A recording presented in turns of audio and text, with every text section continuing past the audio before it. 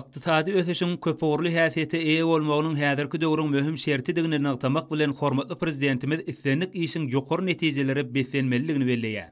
Şunu daşary ýurtlardan getirilýän harytlaryň ornuny tutýan önümleriň öndürilmegi esasy ogry bolup durýar.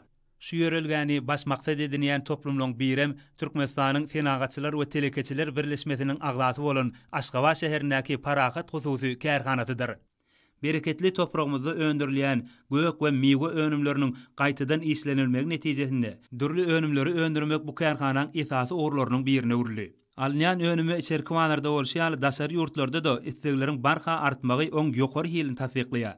Milli liderimiz Gahrman arkadagy Gahrman Serdarymyzyň taýda tagallalary bilen berkarar döwletimiziň täze iýamynyň galkynşy döwründe Türkmenistana durmuş ykdysat taýdan ösdürmegiň milli maksatnamasyny hususy telekeçiligi ösdürmek babatynda öňde goýulan wezipeler üstünlükli bir jaý edilýär. Şundan uğranıp Türkmenistanyň Fenagatçylar we Telekeçiler Birleşmesiniň agzasy Paragat hususy kärhanasy ýakyna ýene bir täze önüm, ýagny köşeli haryt nyşanly şoklat we şoklat önümleriniň bir näçe görnüşlerini öndürmäge girişdi. Döredilýän giň mümkinçiliklerden peýdalanyp kärhanada dünýäniň ösen döwletleriniň iň naýwasy, döwrewap, ýokary öndürjülükli enzamlar toplumy ornaşdyryldy.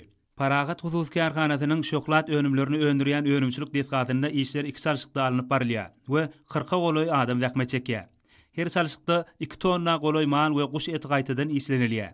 Ýergelen aýsak ähli öndürilýän önümler ýokary görnüşli bolup olar dünýä öňlerine doly laýyk gelýär. We ýurdumyzyň ähli welaýatlaryna, şeýle-de paýtagtymyz Aşgabat şäherine Paragat hususy kärhanasynyň garamagynaky feodal okotlarynyň üstü bilen halkymyza ýetirilýär.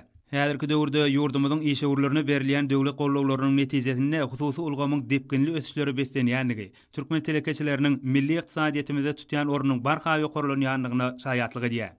Paragat hususy kärhanasynyň iş hünärmenleri geljekde de ýurdumyzy azyk bolçulugyna öz goşuntlaryny goşmagy maksat edinip, telekeçiligi gollamagyň giň meşhurly maksatnamasynyň üstünlükli durmuşa geçirilme ornuna uly işleri durmuşa geçirýän milli liderimiz Gahrman arkadagymyza we arkadagy Gahrman Serdarymyza özleriniň alkyş sözlerini aýdýarlar.